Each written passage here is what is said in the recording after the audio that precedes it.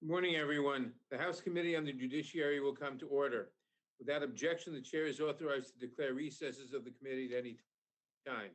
We welcome everyone to this morning's hearing on oversight of the U.S. Copyright Office. Before we begin, I'd like to remind members that we have established an email address and distribution list dedicated to circulating exhibits, motions, or other written materials that members might want to offer as part of our hearing today. If you would like to submit materials, please send them to the email address that has been previously distributed to your offices, and we will circulate the materials to members and staff as quickly as we can.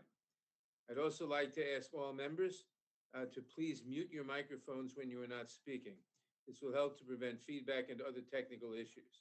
You may unmute yourself anytime you seek recognition. I will now recognize myself for an opening statement. Copyrights have played an integral part in driving this country's standing as a leader in creativity and innovation. The idea that creators should reap the rewards of their hard work dates to the country's founding, when in Article 1, Section 8 of the Constitution, the founders granted Congress the authority to promote the progress of science and useful arts by securing for limited times to authors and inventors the exclusive right to their respective writings and discoveries. While copyright laws evolved over the years, our goal is to remain true to the underlying aim of promoting and incentivizing creators' hard work by protecting their intellectual property. This has largely been a success. Today, core copyright industries account for millions of jobs and have contributed more than $1 trillion to the U.S. economy. The U.S. Copyright Office, the focus of our hearing today, plays a vital role in upholding this copyright system. I'd like to extend a warm welcome to the Register of Copyrights, Shira Perlmutter, who is at the helm of this important institution. Register Perlmutter is 6 months into her tenure as Register, and we look forward to hearing from her today and to working with her on the many issues before the office and in the copyright space. This past year, as the nation adjusted under the coronavirus pandemic, the Copyright Office likewise had to adapt. In March 2020, the office transitioned most of its staff to remote work and offered electronic options for services that were previously paper-based. The office also used its authority under the CARES Act to extend the deadlines for certain actions. I commend the office for its work in transitioning smoothly. This past year also has highlighted the importance of an effective and robust copyright system. Just as the Copyright Office had to close its physical doors, music concerts vanished, theaters shuttered, and movie sets were inactive. This has had a devastating impact on creative industries and has made it even more evident how critical it is that we maintain a strong copyright system to bolster the creative community as it seeks to recover in the face of the pandemic. This committee held its last Copyright Office oversight hearing in 2019. There have been some notable changes since then. In December, for example, Congress passed the Copyright Alternative in Small Claims Enforcement Act, or CASE Act, led by our colleague Representative Jeffries and our former colleague Representative Doug Collins. The CASE Act addressed the prohibitive costs of pursuing a copyright infringement suit in federal court by establishing a small claims tribunal in the Copyright Office called the Copyright Claims Board. The board is expected to be operational by the end of the year, and we look forward to hearing about the office's progress in implementing the CASE Act and standing up the board. The Copyright Office has also been integral in the implementation of the blanket license for digital music providers established under Title I of the Music Modernization Act. The blanket license became available this January, and the Mechanical Licensing Collective has already distributed its initial round of royalty payments. We look forward to hearing more about how the first few months of the blanket license have unfolded so far. Turning to what may lie ahead, this is the committee's first opportunity to hear from the office about the report on Section 512 of the Digital Millennium Copyright Act that it published last year. The office reviewed whether in today's environment, Section 512's notice and takedown regime properly balanced the growth of the internet against the protection of intellectual property rights. The office concluded that this balance was tilted askew. The office put in a tremendous amount of work over the course of its multi-year study, and we look forward to discussing the office's conclusions and recommendations. I'm also interested to hear Ms. Perlmutter's views on the ART Act legislation I introduced responding to the office's recommendation in the 2013 report that Congress consider creating a resale royalty right for visual artists that would give artists a percentage of the sales when their work is resold under certain conditions. This addresses the disparity that arises in the field of visual arts because such artists do not benefit from the copyright system in the same way as other creators, since they generally do not sell many copies of their works.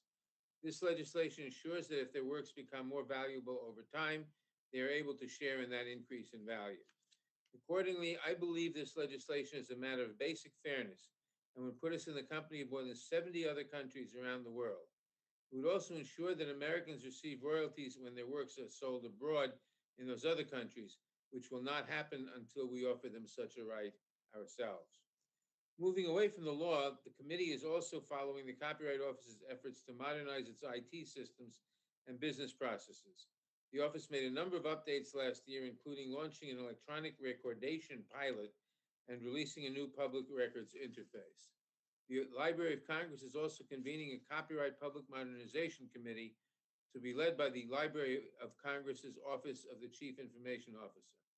The committee looks forward to hearing about these and other developments at the office and in the copyright system. I thank Register Perlmutter for her appearance today, and again, I congratulate her on her appointment. I now recognize the ranking member of the Judiciary Committee, the gentleman from Ohio, Mr. Jordan, for his opening statement. Thank you, Mr. Chairman. Mr. Chairman, it's May 5th, and this is our first full committee hearing. There's a crisis at the border. The president is talking about abolishing ICE. Our local communities are being threatened by the left's movement to defund the police. You're trying to pack the Supreme Court. The teachers union are stopping kids from going to school. President Biden is bankrupting the country one omnibus bill at a time, and a virus continues to threaten our civil rights. But the House Judiciary's first full committee hearing this Congress is oversight of the Copyright Office. Now, look, we mean no offense to Register Perlmutter and the important work her office is doing. In fact, copyrights are a critical part of the U.S. economy, and it's an area ripe for bipartisan work. America's creators and distributors deserve our attention to make sure this is a well-functioning marketplace. We're all proud of the major pieces of copyright legislation that were signed into law in recent years, some that the chairman just talked about, including the Music Modernization Act and the CASE Act. And hopefully this is just the beginning. Last Congress, we began important work looking into Section 512 and other areas of the DMCA that can be improved.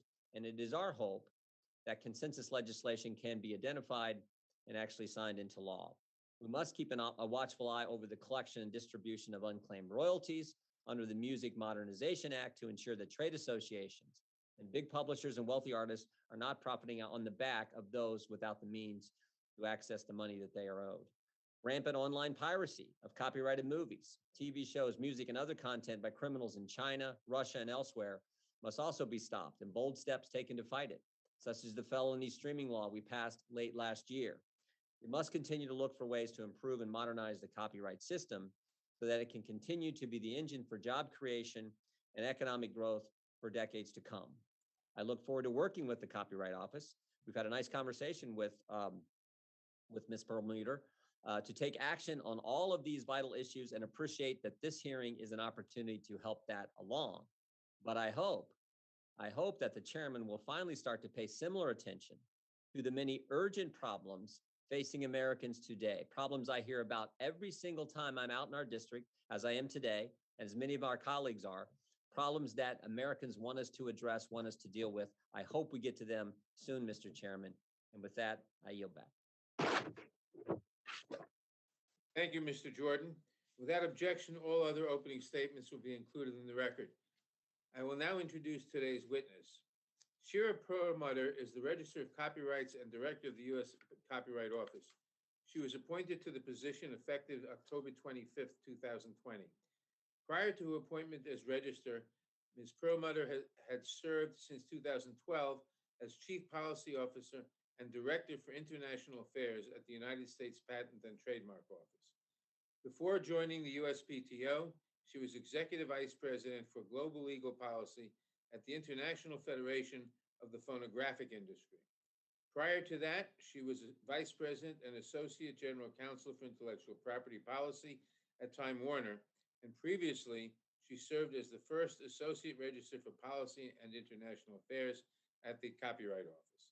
Ms. Perlmutter received her bachelor's degree from Harvard University and a law degree from the University of Pennsylvania. We welcome our distinguished witness and we thank her for participating today. I will begin by swearing you in. If you would please turn on your audio, make sure I can see your face, and you raise your right hand while I administer the oath. Do you swear or affirm under penalty of perjury that the testimony you're about to give is true and correct to the best of your knowledge, information, and belief, so help you God? I do. Let the record show that the witness has answered in the affirmative. Thank you. Please note that your written statement will be entered into the record in its entirety. Accordingly, I ask that you summarize your testimony in 5 minutes.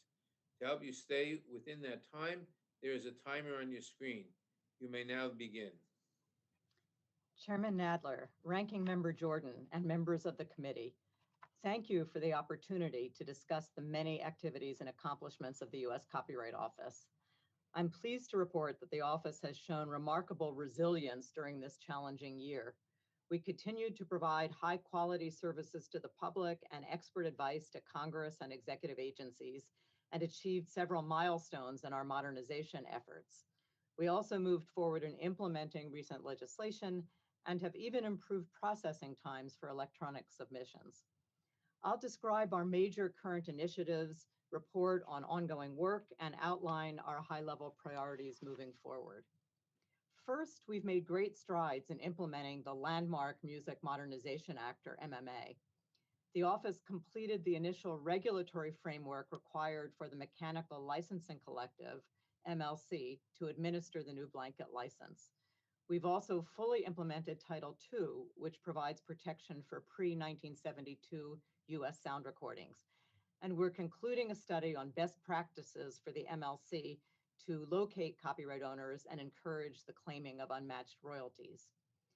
Second, we're working intensively on implementing the CASE Act, which establishes the Copyright Claims Board, which will be the first ever IP small claims tribunal in the United States.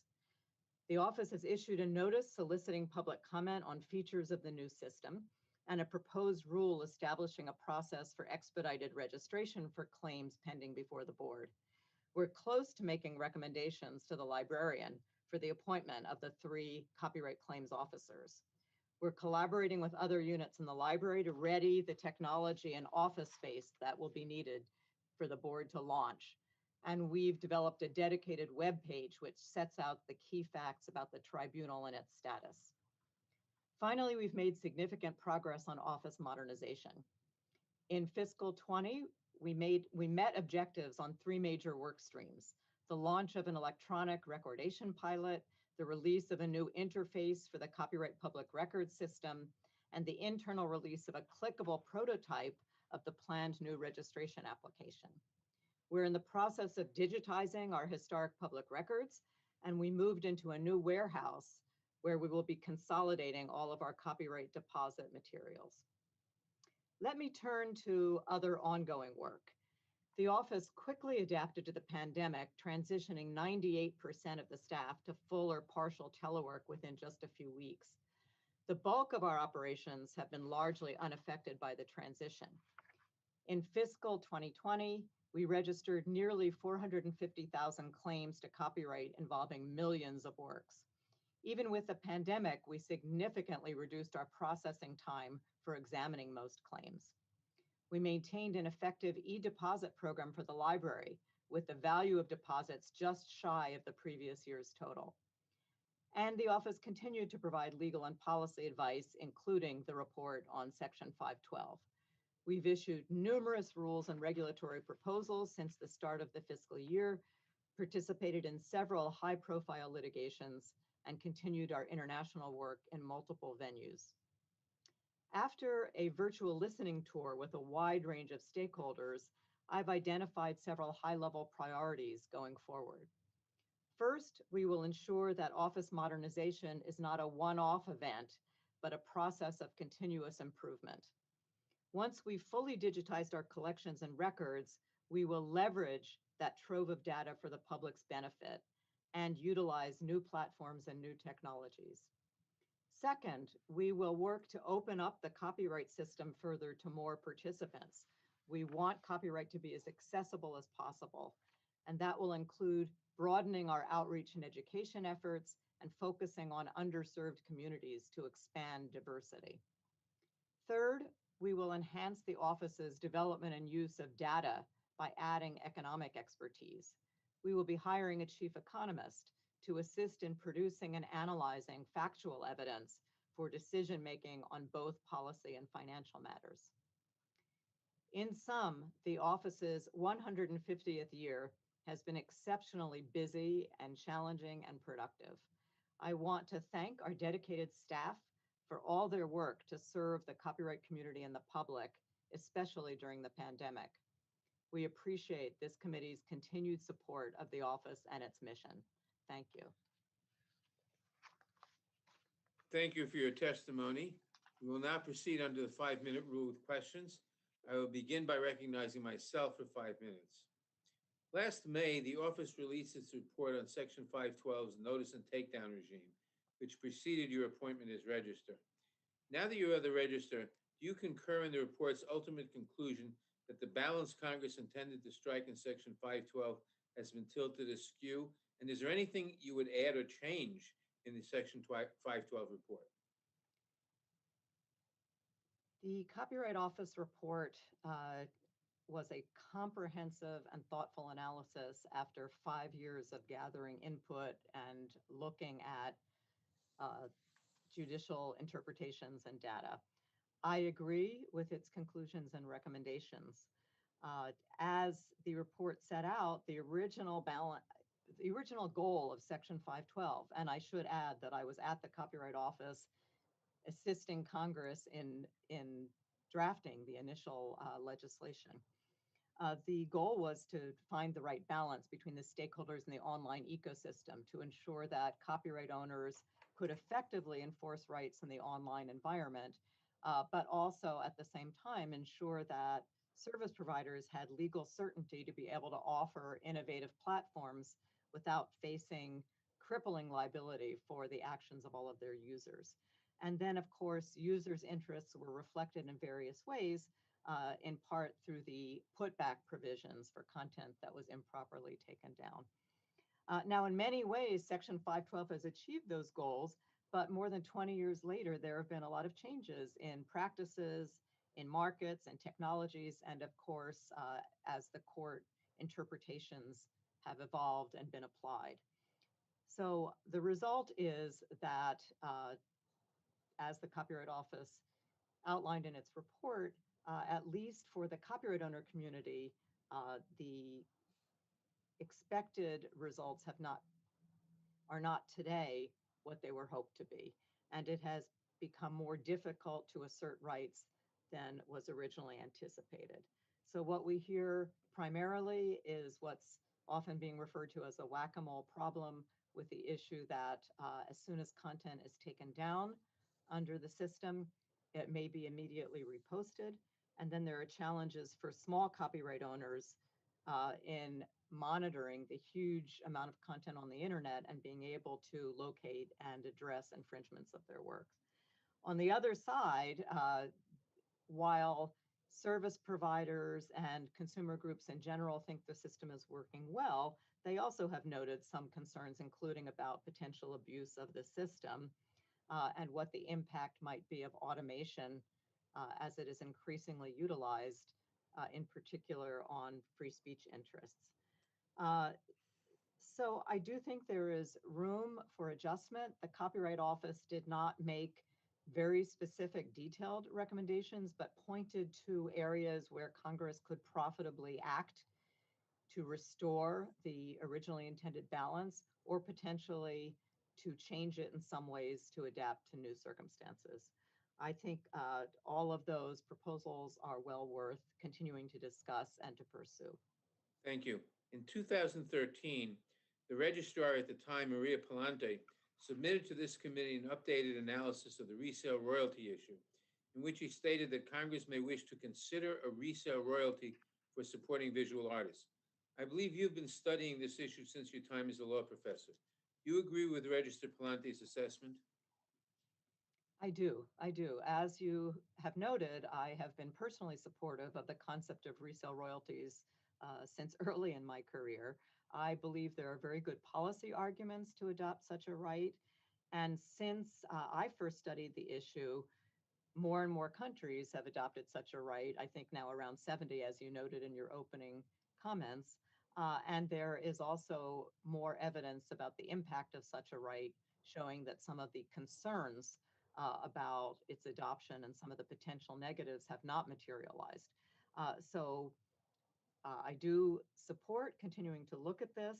I note that the ART Act from the 115th Congress reflected a number of the points made in the Copyright Office's report, and especially given the office's recent experience with implementation of the MMA and the CASE Act, we would be happy to contribute some technical assistance drawing on those experiences to work with the text and be of assistance.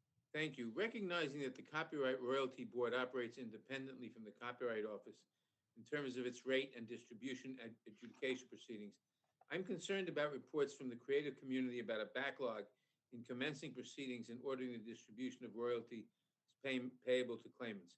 How can Congress and the Copyright Office work together to ensure the CRB reduces the backlog and distributes royalties in a timely fashion moving forward? Yes, that's an important question. Thank you. Uh, the main thing that Congress can do to help the CRB, I believe it's already done, and that is to remove the previous statutory cap of 3 people on the CRB staff, and the approval of the CRB's funding request to enable it to add those additional staff members. So that should help a lot with the workload going forward, but it will take some time for those effects to be fully felt. I think it's important to note that the current caseload of the CRB is really unprecedented. It's dealing with 2 remands from the DC Circuit, which mean that the judges are handling 3 of their most complicated rate-setting proceedings simultaneously.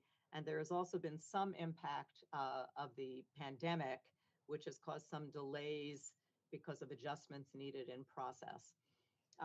For example, some of the hearings were delayed a number of months because they had to be conducted virtually, and the CRB was not equipped for that previously.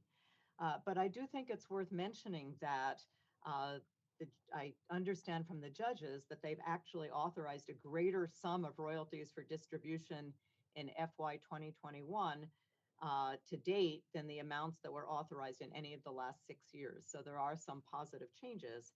And we will continue to monitor the situation and consult with the judges to see whether there are any additional structural changes or adjustments that could be helpful in improving efficiency. Thank you. My time is expired, Mr. Shabbat. Thank you, Mr. Chairman. And before I ask a few questions of our distinguished witness here today, I'd like to make a point, as the ranking member, Mr. Jordan, did previously, that this Congress was sworn in over 4 months ago, and the Democrats and you, Mr. Chairman, have had complete control of this committee for all that time. And this nation has faced a number of crises, perhaps most significant, the crisis at our southern border, which it's been completely self-inflicted by the Biden administration, I might add. The so-called kids in cages issue, which was used to bludgeon the previous administration. And it turned out the photographs that were released were actually taken during the Obama administration. Well, those policies and the kids in cages continued through this administration, the Biden administration. Now they're trying to peddle the story that it's better. But these kids and thousands of adults too, they've merely been put on buses, in planes, and shipped around the country. Some have been given court dates, but as it turned out, statistics show that over 90% of the people never show up for their court dates. So they're basically just released into the population. This border crisis is a huge problem, something that's actually within the jurisdiction of this committee, yet not one hearing in 4 months. Instead, we're here to talk about copyright law. Now, don't get me wrong, as Mr. Jordan said, there's a time and place to discuss copyright law. But the building is on fire, and we're talking about rearranging the furniture. The ship is sinking, and we're talking about what tune the band ought to play. But Mr. Chairman, you get to decide, what we're going to decide, what we're going to talk about. We're talking about copyright law, so I will ask some questions of Ms. Perlmutter. We do appreciate her being here today. Ms. Perlmutter, in addition to serving on this committee with oversight over the Copyright Office, I spent the last 6 years as the lead Republican on the House Small Business Committee. And in that role, I heard from countless small businesses and individuals across the country and in my congressional district who register creative works with your office, from books and music to software and photographs. Your office handles it all. But as you know, Congress, as you already mentioned, gave you a bit more responsibility late last year when we passed and the president signed into law the Copyright Alternative and Small Claims Enforcement Act, otherwise known as the CASE Act. I co-sponsored that and voted in favor of that because, in my view, it represented a way for copyright owners, particularly the smallest creators, to enforce their rights and receive compensation for their hard work when someone essentially copies it and or rips it off, and traditional litigation in federal court would be too costly to pursue. So, Ms. Perlmutter, let me ask you if you expect the Copyright Office to fully implement the CASE Act and have the Copyright Claims Board up and running by the end of this year? Yes, thank you for that question. We are working very hard to make sure that we have everything in place for the Copyright Claims Board to start hearing cases by the end of the year. That involves work on hiring, it involves work on getting the regulations that are needed in place, and it involves developing the technology tools for the board. So we are optimistic that we will be able to do it. We have already in April received a number of applications for the claims officer positions, and I expect to provide a recommendation to the librarian for appointments to those positions in the coming weeks. We're working closely with the library's Office of the Chief Information Officer to identify the IT needs, which will include a case management system and the technology needed to conduct remote hearings, which is an important part of making the board as accessible and easy to use as possible. Great, thank you. Let me stop you there if I can. We've got time to squeeze in one last question. And I assume that you agree that the registration of copyrights cannot be a one-size-fits-all process, and it should be take into account and protect the works of creators large and small, including those who probably can't afford the assistance of legal counsel. So I hope that you'll be taking that into consideration as well. Absolutely. Thank you. We need to make this new system as totally inexpensive and usable and user-friendly as we possibly can. And that is our goal. Thank you. I yield back, Mr. Chairman. Gentleman yields back. Ms. Lofgren. Thanks very much. And thanks to you, Mr. Chairman, and to the Register for being here today. There are a lot of important things that your office must do, but I think the number one priority, and they're all important, is to finish the modernization of the office. Because if we manage to do that and have that transparency, copyright holders will actually be empowered in a way that they've never had before, to have the protections that they seek in a way that is seamless and inexpensive. So I know you have very important obligations, implementing the CASE Act and the like. All of that I respect, but I want to hear from you that you will not allow anything to divert you from the goal of complete modernization of the office. Are we on track in that modernization? We are on track, and it is absolutely a top priority. I couldn't agree with you more that this is critical to the future of the office and the future of our ability to serve the American public.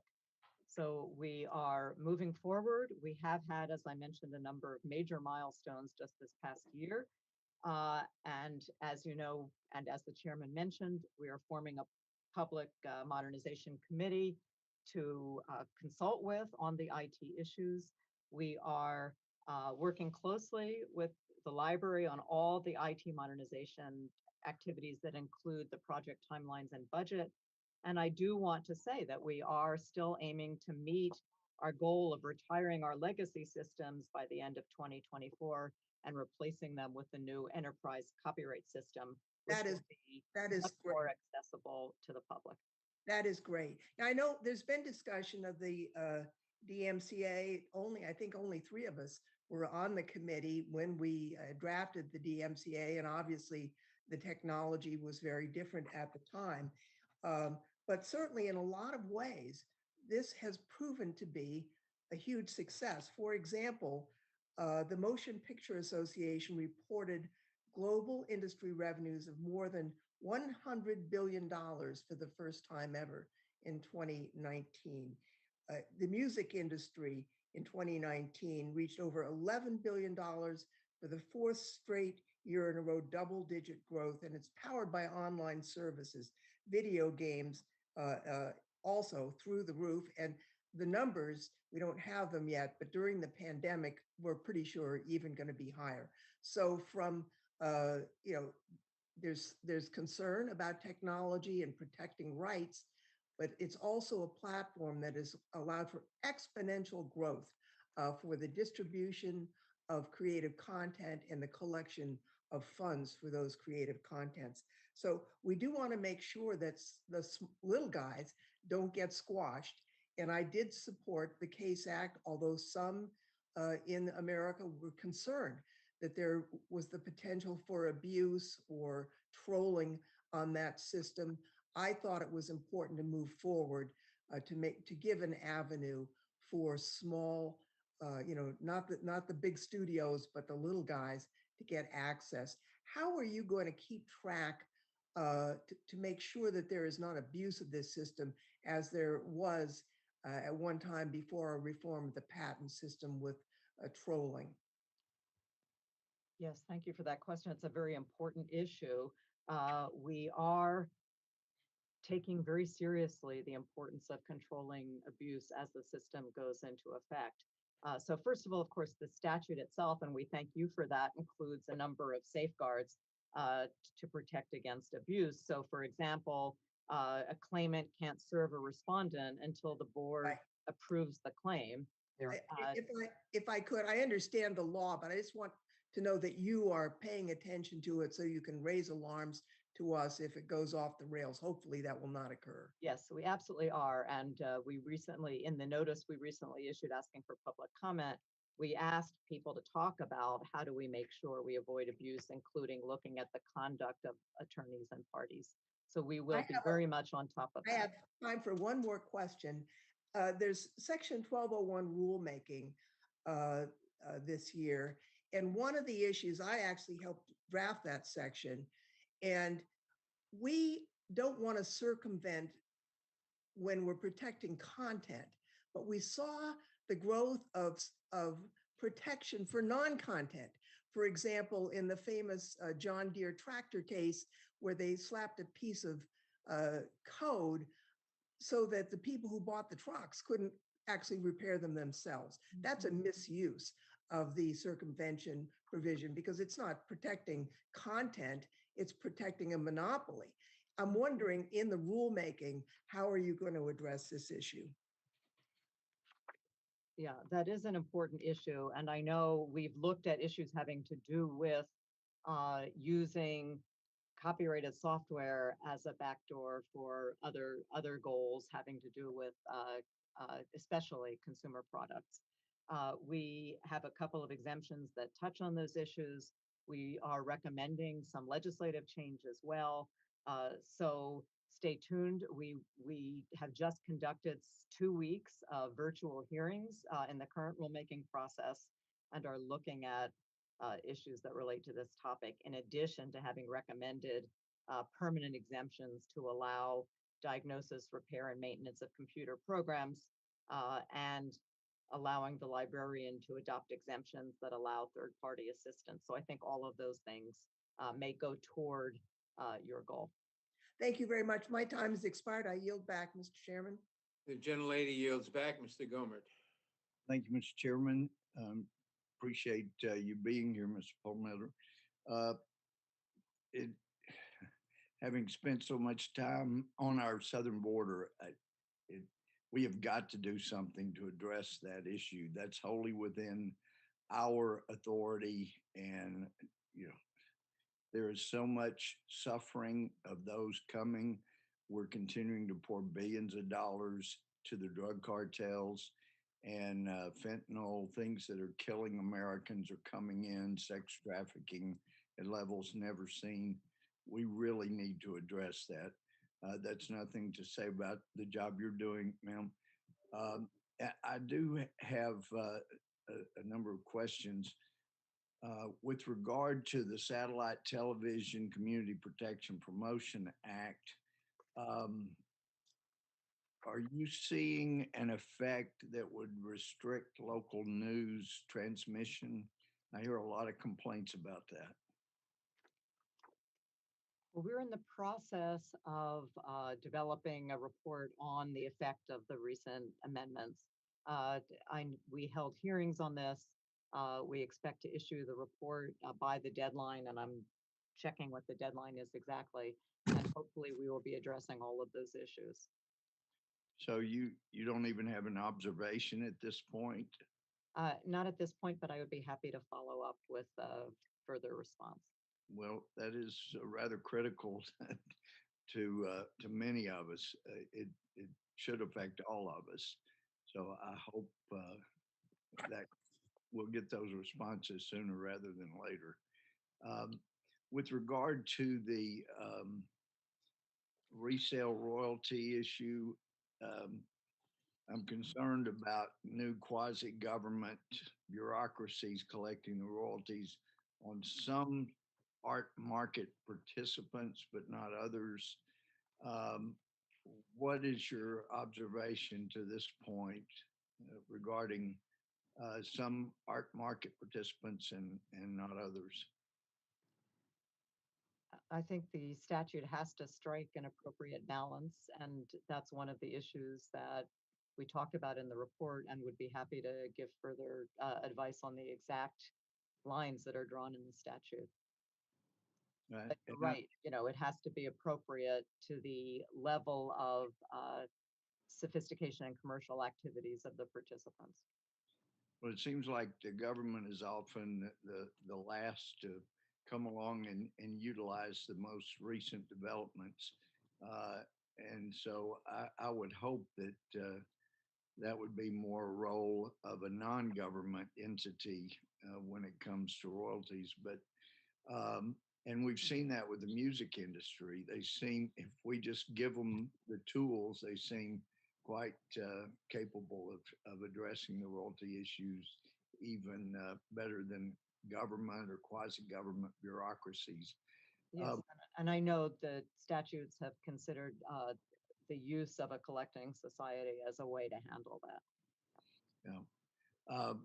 And of course, with regard to the patent, I know we were told repeatedly that, oh, this bill will yet finally deal with the trolling issue, and it seemed to be a way to keep smashing and whacking all of the individual inventors. You mentioned whack-a-mole previously. Seems like we've been whacking our individual inventors to the benefit of the largest corporations. And I sure don't want to see that occur in the Copyright Office. What do you see and from your position that you can be doing to assure the propriety and the protection of individual copyright owners? I know you'd mentioned the problem of, gee, when you take some inappropriate material down, it gets put back up. What do you see can be done on those things? Are you talking about, Congressman, the small claims court, or in general, the online online infringement, in general online infringement? Right. We need to make the system work so that not just big entities representing major commercial interests can use the notice and takedown system, but also individuals. So that's one of the concerns and one of the issues that led the Copyright Office in its report to recommend that Congress focus on clarifying the red flag standard for service providers to figure out a way to make sure that individuals weren't completely left to their own resources to locate each individual act of infringement. So I do think that's something that needs further attention. Thank you. My time's expired. Thank you, Mr. Chairman. The gentleman's time is expired. The gentleman yields back, Ms. Jackson Lee.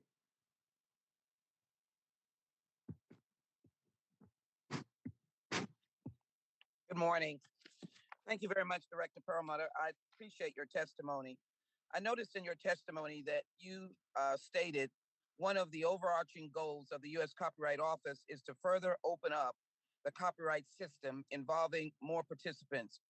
We want the law and our services as easy to understand and as accessible as possible for individuals as well as businesses of all sizes. And this will include broadening our outreach and education efforts with a focus on underserved communities. Copyright, of course, is the engine of our economy, giving more people the opportunity to be innovative and exciting and create businesses and new ideas. How have certain communities been underserved by the current copyright system? And what communities are you focusing on to ensure that we have this kind of expanding? Can you expand on the current status, U.S. Copyright Office outreach and education efforts? And I do have other questions. Thank you. Yes, and this is a very important priority and one that I'm very committed to. So there are a number of things the office has already been doing in this respect, and I want to expand further. So far, the office has focused very much on improving its outreach and doing a lot of promotional work to reach out to as many audiences as possible and make the copyright system as understandable as possible. So that should help in itself. Second, the office for a while now has been engaged in putting on events that focus on getting historically marginalized communities more involved in copyright discussions, including working with a group called Take Creative Control, which is an educational and advocacy group on social justice and IP. In connection with the MMA, in addition to outreach with a lot of different organizations representing under-resourced communities, we also are hiring, thanks to Congress's funding, one particular position that would focus on reaching those underserved communities.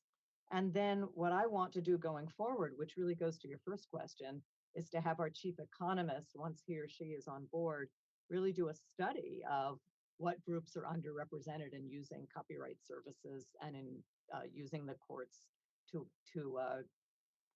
bring their claims. So I think we'll have a lot more information then. And the last thing I would mention is that we have just started participating with the National Commission on Expanding American Innovation, which the Patent and Trademark Office set up while I was there. I worked on it. And we are talking about expanding this focus on innovation to include creativity as well as technical innovation. Well, I'd like to work with you on that and invite you as we proceed to be involved in communities across America. Let me quickly talk about Section 512 report, where you concluded that the Congress, when we intended to strike, when it enacted, strike a balance, when it enacted the DMCA, has been tilted askew. That balance seems to have not been where we'd like it to be. And so rather than maybe a complete overhaul, the office highlights some areas that Congress can work on. I'd be interested in how you came to those conclusions. And my last question is to deal with the different legislative approaches that foreign countries have taken to combat online infringement. And are there any international approaches that would translate well to the U.S. copyright system that Congress should look at? Conversely, are there approaches that we should not align ourselves with? Thank you. Well, of course, I was not at the Copyright Office when the report was written, but having read it and discussed it with people, clearly the conclusions and the recommendations were based on the idea that the system as a whole has worked in many ways and should not be thrown out completely and reimagined. but rather there are ways that improvements can be made to deal with the problems that have been raised. The nature of those improvements that were recommended or at least highlighted as potential were very much based on the input that we received from all sides to try to identify those things where we could make the most difference or where Congress could make the most difference without leading to other problems. It's a complex statute that does the job of really setting a balance that is not easy to set. In terms of international approaches, it's interesting because the US approach in enacting the DMCA in 1998 has been hugely influential internationally, and countries around the world have based systems on it, perhaps with some tweaks, but primarily on it. What we've seen, particularly recently, is Europe, the European Union, moving ahead with new approaches and new sets of obligations in their Digital Single Market Directive. Member states are supposed to implement that by, I believe, June. It seems unlikely they all will. They're all following quite varying approaches to implementation, and US businesses are quite involved in looking at that and trying to decide how they will react to the different implementations that will take place around Europe. And some of those implementations may require changes in the nature of how service providers structure their services. So we will be watching with great interest and talking to stakeholders, including, of course, the service providers themselves, to see how that affects their views going forward and what they think might be done at all differently in the United States, whether through voluntary measures or through legislation. Gentlelady's time has expired. Mr. Issa. Thank you, Mr. Chairman. I think the two areas I want to concentrate on is the DMCA modernization potential and the Arts Act. And so starting with DMCA, I think we can all agree that before the digital age, when somebody simply ran a printing press on your work, and then you would find copies being printed, it was very possible that you wouldn't be able to find where they were printed or who was the person who had them or selling them. But if you did, they could close their corporation, get a new printer and a new company, and go do the same thing again. So would you agree that in a sense, we're dealing in a digital world with a model that is not really too different from what the bootleggers of music and books were doing in the 60s and before? I would agree. It's not different in that respect. I think the main difference is in sheer volume and geographic dispersion.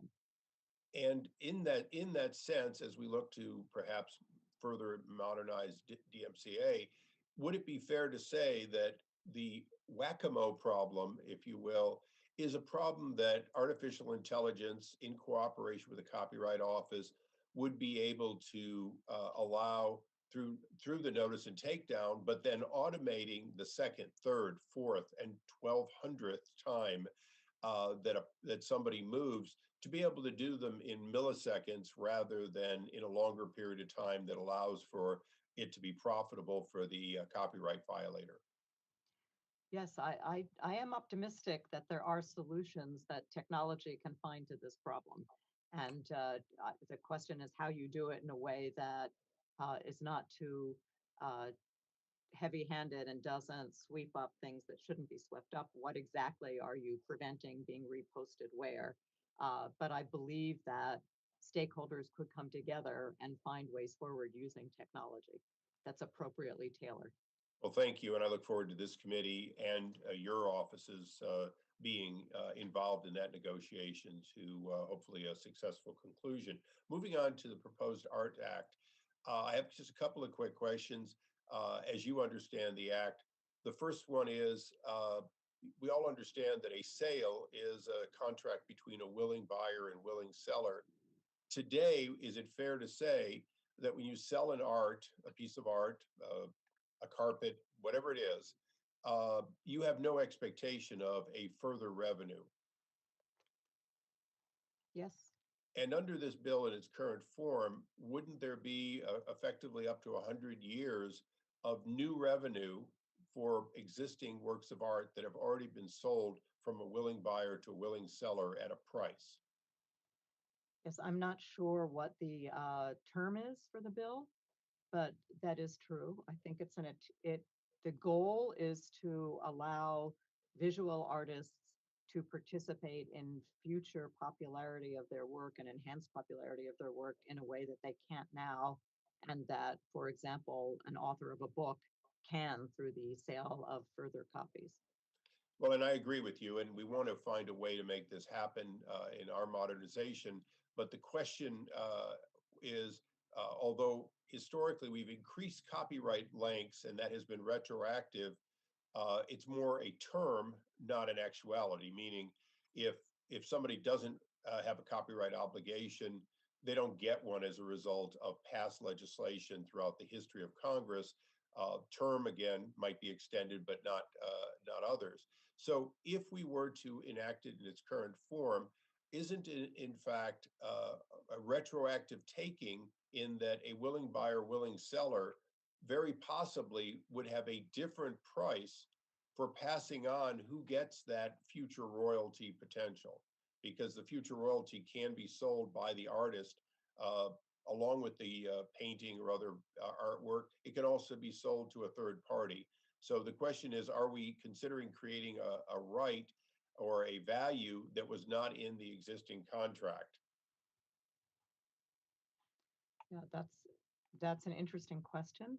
Uh, that is one way of looking at it. I do think that a lot of the additional value that gets added over time is not something that anyone could have predicted. So it's a little bit difficult to say that it was foreseen at the time of the initial sale. Well, but whoever holds the piece of art when it's sold, it will come out of the revenue they would receive. So the person who made the investment, the reason I'm asking, and I appreciate your indulgence, Chairman, is we want to get this bill right. And to me, the existing art is the biggest challenge to the change in the law. And Mr. Chairman, I thank you for your indulgence, and I yield back. The gentleman yields back, Mr. Cohen. Thank you, Mr. Chairman. First, Ms. Perlmutter, you've got an excellent resume, an excellent history, and I compliment you on your work for the Copyright Division. And the Music Modernization Act is certainly important to Tennessee, to Nashville, and to Memphis with all the music that's been written here. But I do want to say that, Mr. Chairman, I agree with some of the things the Republicans have said earlier today. Mr. Jordan, Mr. Chabot, that they're right. There are issues of more importance than copyright, but we do need to look at copyright. And they're right that the house is on fire and it's on our southern border, but it's not quite on our southern border. It's down in South Florida. What we saw yesterday in an opinion from Judge Amy Berman Jackson about the president's conduct that was hidden from us by the attorney general who lied to the Congress and lied to the American public about the Mueller report is the house being on fire. And are our colleagues on the other side concerned about that? No, they're concerned about immigration. Immigration is important, and the Biden administration is working on it. But the previous attorney general contemptuously avoided appearing before our committee. And then when he finally did, he arrogantly answered questions and he lied to us. And Judge Jackson has seen information that shows he lied to the American public when he released the Mueller report, or he released his synopsis, his summary of the Mueller report, 4 pages summarizing a 400-page report, and said that they could not indict the president, that Mueller said that. That was not true. Judge Jackson has ordered that that paper that was used to support his mendacity should be released to the public. Merrick Garland is an outstanding attorney general, I believe, and he was a great judge. And I hope the chairman will write him, as I plan to, and urge him not to appeal this case and to let the American public and the spirit of transparency and democracy see what happened and what was done in justice to pervert justice, and to not allow the American people and Congress to know what went on with the Mueller report, why the President of the United States was not charged with obstruction of justice when there were 10 counts in the second section of the Mueller report, where Mr. Mueller said that appeared to be obstruction of justice, but it was up to Congress to decide, that we had the remedy, and to go into those issues and to see why the most unredacted Mueller report that does take into consideration and about sources and contacts as much as it can be unredacted, is released to our committee and possibly at some point later to the public, so the public knows what the Mueller report had in it. The American public needs to know about the illegalities, the lies, the contempt, the disregard for democracy, and the continuation of it. The southern border problem in Florida still goes on. On Monday, the former president said that the election was fraudulent, that it was not a legal election. And as Liz Cheney properly said, it's a continuing attack on democracy. The election was the most honest, the most thorough, the most investigated, the most reviewed by courts. I think 62 or 64 all said everything's fine, threw away all the Trump challenges and thrown away by Trump judges. And yet the former president is still trying to put out to the American public the idea that this was not a valid election of Joe Biden and make him out to be a president without papers. That's what Donald Trump might have been if we'd have seen the Mueller report and seen it. We now know that the Klimnikov was given papers by Manafort, the campaign manager, given polling data that he took to Russian intelligence, direct connections. So, Mr. Chairman, I would ask you to look at Judge Jackson's statements, to look at what we've done with Don McCain refusing to testify before us, to pursue these issues, to get the truth out to the American public and to our committee, and to protect our Constitution, and to look into the lies and the misdeeds of the previous president. True, the Senate did not impeach him, which they should have 2 times. But the American public still needs the information. And it's possible, if they won't go along with the study of January 6th, the American public needs to know what went on there. Insurrectionists coming in and beating policemen, not just innocent Americans wanting to protest, not people just wanting to exercise their rights, who the president said go peacefully and politically. You wouldn't say go to the Capitol peacefully and politically if you knew they weren't going peacefully and politically. So maybe our committee should look into what went on January 6th, when our country had the biggest threat since the Civil War and the Capitol had its biggest offense and damage since the War of 1812. It's not anything to be forgotten. We take an oath. We as judiciary members need to see to it that the Constitution of the country is preserved and protected. Mr. Chairman, thank you for your work. God bless the United States of America, and let's put the fire out. I yield back the balance of my time. I would simply point out that the committee is still pursuing Mr. McGahn, the subpoena that we issued, I think, almost 2 years ago. We're still pursuing that in court. The gentleman yields back, Mr. Massey. Thank you, Mr. Chairman. Thank you for having a hearing on something where I think we could work across the aisle. I want to start at a high level, Mrs. Perlmutter, and then go down from there. I'm going to start with the directive that the founders gave us in the Constitution for establishing the office that you lead.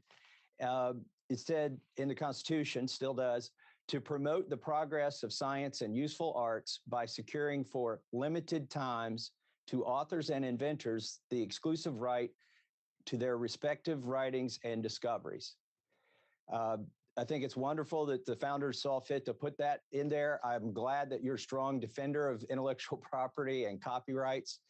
But I want to ask you about the length or the term of copyrights in relation to patents, for instance. So in the beginning of our country, 1790, the term for a copyright was 14 years and the term for a patent was 14 years. And now and you could get extensions, in one case 14 years, in another case 7 years. But now patents last for 20 years from the date of filing, and copyrights have grown to be the life of the author plus 70 years. In fact, there have been over 10 extensions since 1970. Can you talk about how we got to this period of time that's over a century, really, in most cases for copyrights, whereas patents are still at 20 years? Yes, thank you for the question. It's difficult to compare copyrights and patents in terms of duration because the nature of the right is so different. A patent is the ability to exclude others entirely from using your invention for the period of time that the patent endures. For copyright, you are not allowing others to copy your expression. So the copyright does not prevent people still from using the ideas and facts in the work.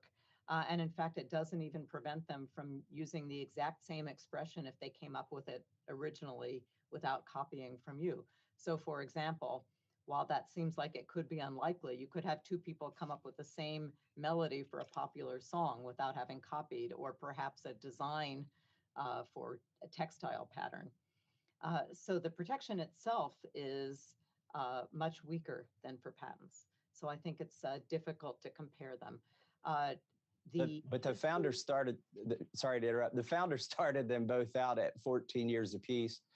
And some would argue that patents have zero term now because the courts have eroded injunctive relief, which, the right to exclude.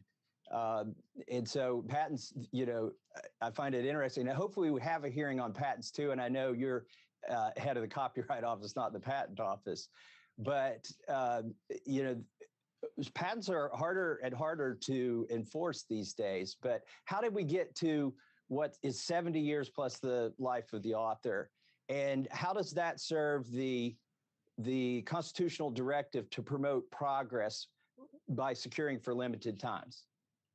Well, over the years, the thought was that copyrights should provide a livelihood to authors so that an author who wrote books for a living would be able to continue to create, and the author and his family would be able to be provided for. So there has been some discussion over the years of the copyright term approximating the term of someone's life and the life of their children. That's, I think, gradually how it got to that point. The most recent extension, which was in 1998, which was the only extension during the time that I've been working on copyright, was a deliberate decision by Congress to respond to an extension of copyright term in the European Union, where Europe was only going to give that extra 20 years to American works if we provided a similar term. So at the time, the Copyright Office, the then Register of Copyrights, testified that while there might or might not be strong arguments domestically for extending further, from an international perspective and a balance of competition and payments perspective, there were reasons to do it. So that's essentially how we got to where we are today. Okay, and we've got 20 seconds left here, so I want to get in another question. My concern is that there will be a sneaky attempt by Congress to extend this beyond 70 years, like let's say another make it 90 years plus life of the author, which could end up being a century and a half, which I think does violate the constitutional directive. Can you tell us today that you will not advocate for an extension to extend that beyond the current period of time? I have not heard anyone pushing for a further extension, and I would find it very surprising if that were to happen. Okay, and you would not support it? At this point, I can say I have no intention of supporting it. Okay, thank you very much for answering the question. Most people don't do that when they come before us. I yield back. Gentleman yields back, Mr. Johnson. Mr. Of Chairman, Georgia. for holding today's hearing, and welcome Register Perlmutter. I join in congratulating you on your appointment to this very important position at this critical time, especially for creators as well as other stakeholders in the copyright ecosystem. As chair of the Intellectual Property Subcommittee, I'm particularly concerned with the runaway rise in online IP infringement. The office's report on Section 512 notice and takedown has prompted some important discussions about the future of online enforcement. One common theme that we have heard from stakeholders and that the office also mentioned in its report is that the level of cooperation between online service providers and rights holders that Congress envisioned has not come to fruition. Given how much technology has advanced in the last 2 decades, it's clear that a consensus-based approach to taking down is not viable for creators. Last fall, the office convened a series of discussions with stakeholders about standard technical measures. What insights did the office glean from those discussions? And what is the office's view on how Congress should be encouraging progress in developing these measures? Thank you. I think that is a very important discussion. Part of the balance, as you suggest, in the original DMCA was the idea that online service providers would accommodate and not interfere with standard technical measures that could be used to protect copyrighted works. Those standard technology measures have never been developed, in fact, in the 20-some years since then. So our roundtables were intended to explore what such measures might exist, how they might be developed, and how they might be used. We did not hear a lot of, not to overuse the word consensus, we didn't hear a lot of consensus about how to achieve consensus, but I think there was general openness to the Copyright Office staying involved and assisting and continuing the conversations. I think it's a valuable route to continue. It may be that at some point Congress will need to look at how to define what is a standard technical measure for purpose All but two. for purpose of the dialogue.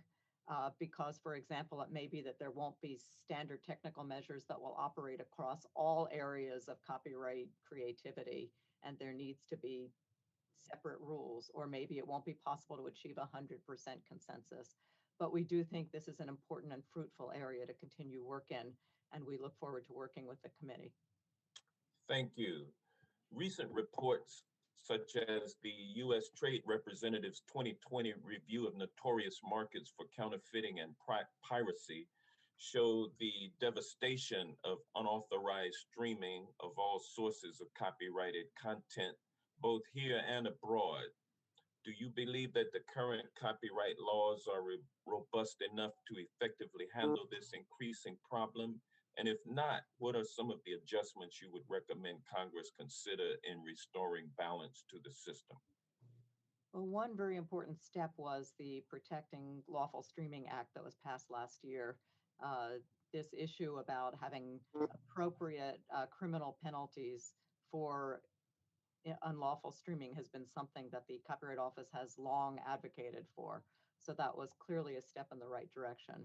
We're monitoring what's going on with streaming and other types of piracy, both in the United States and abroad, and working within the interagency to talk about what could be done going forward. And we hope to continue to work with Congress as you look at those issues. Okay, thank you. And I also support your efforts to bring on a chief economist and have seen through the USPTO what great value those positions can bring.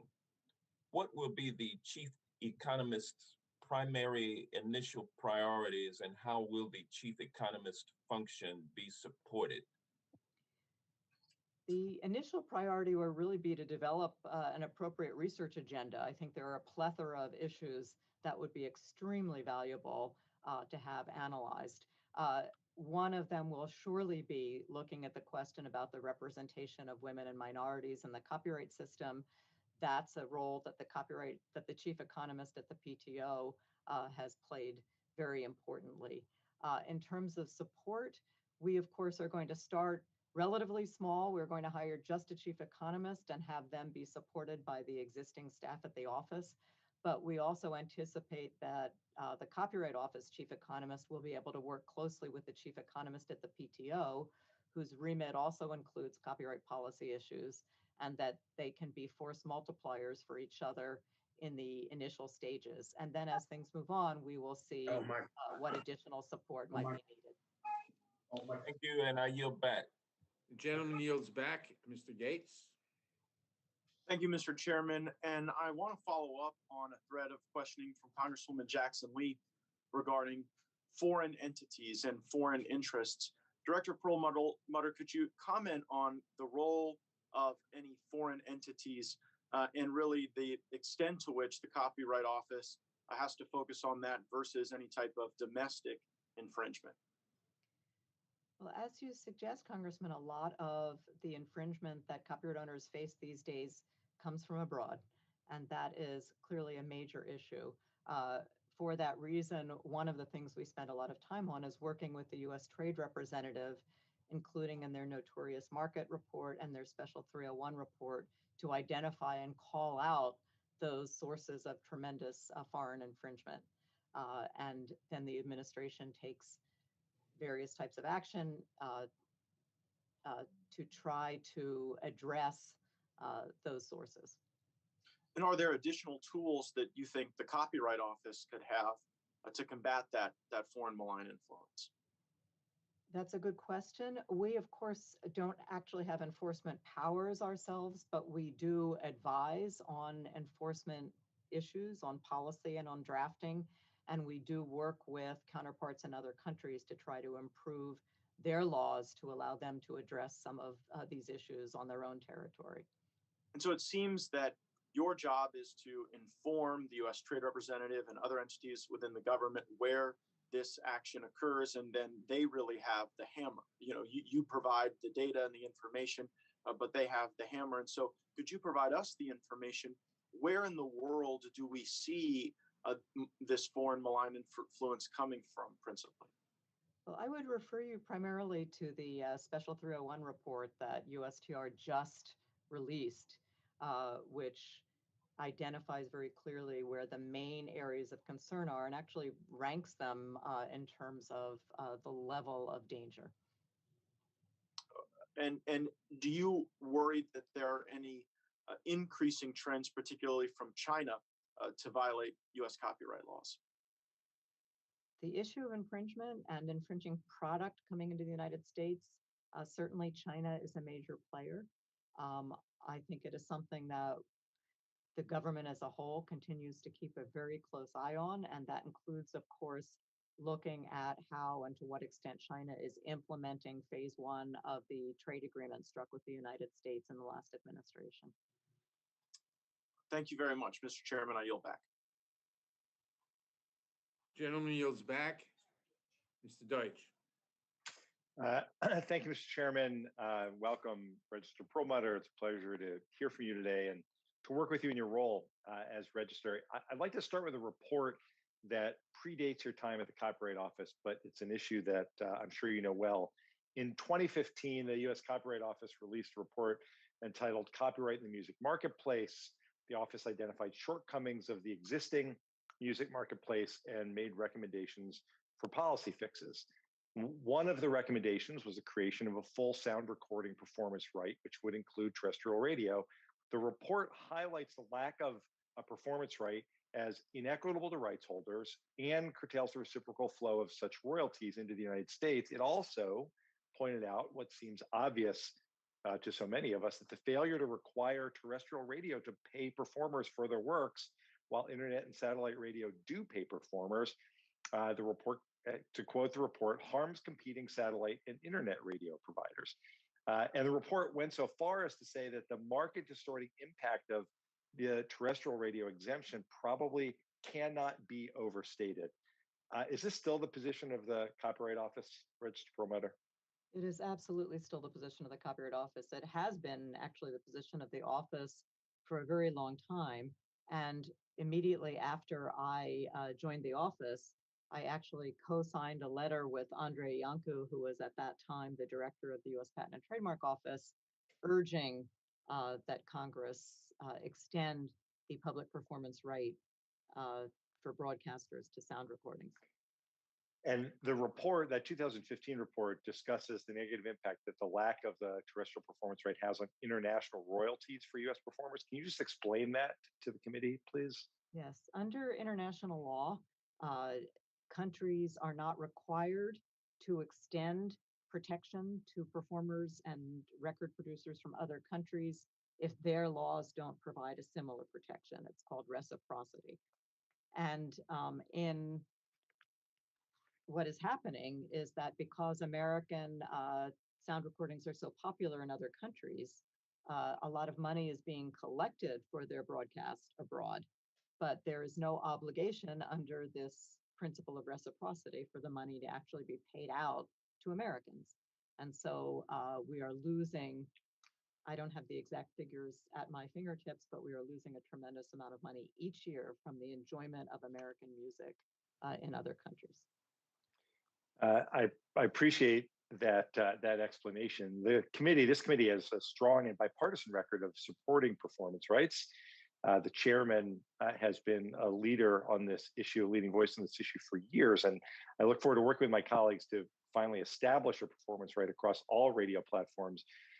From a basic fairness perspective, it's well past time to respect the rights of U.S. performers and ensure that terrestrial radio plays by the same rules as internet and satellite radio. And I thank you very much for your insight, Registrar Perlmutter. I also want to ask about, I want to follow up on Mr. Johnson's question on Section 512 of the Digital Millennium Copyright Act and the standard technical measures that were intended to be used by a broad consensus of stakeholders. As you point out, that consensus was never reached. It could be a powerful element of the notice and takedown system. It would make it work more effectively. It would give both creators and online service providers a set of common tools and standards. And this seems like a small and obscure change, but if those measures were in place, rights holders would benefit from these simpler tools. You pointed out there's no consensus at this point. You're open to continuing the conversation. You also talked about perhaps having separate rules for different kinds of technology. Can you expand on that a little bit? How would that look? What I was referring to is not so much different rules for different type of technology as different technologies that would work in different sectors. So perhaps different technologies for motion pictures than for music or books or software. It seems as though one size fits all might not be the most effective way to move forward, both in terms of how the actual negotiation process of the development would work and who was at the table, but also in terms of what the technical measures would look like. Great. Well, Registrar Perlmutter, we appreciate your being here. I look forward to working with you on these issues and so many others. Grateful for your service. And Mr. Chairman, I yield back. Gentleman yields back. Mr. Johnson of Louisiana. Thank you, Mr. Chairman. I have to start off by echoing what many of my colleagues have already pointed out today, that this is the first hearing of the full Judiciary Committee in nearly 5 months. And it really is outrageous that we're not focusing on the growing humanitarian crisis at our southern border and the policies of the Biden administration that are causing that dangerous surge. This committee has a duty, as has been said, to address this crisis. We're derelict in that duty by not doing it. And instead today, we're talking about how we can fine-tune copyright law. I'm not saying copyright law is not important, but it's not an excuse to ignore the border. But here we are. So let's address the issue. As many on this committee are aware, we're locked in a struggle with China right now to remain the preeminent global economic superpower. And one of the great strengths that's allowed our nation to defeat the Soviet Union and to maintain our status on the globe is our American ingenuity and our ability to spread American ideas throughout the world. Today, America remains the ideas factory of the world. And thanks to a legal ecosystem for protecting IP that enables us to be the global destination for commerce. In the last Congress, I chaired the Republican Study Committee. It's the largest caucus of Republicans on the Hill. And we published a lengthy task force report detailing how to effectively deter China's attempts to surpass us economically.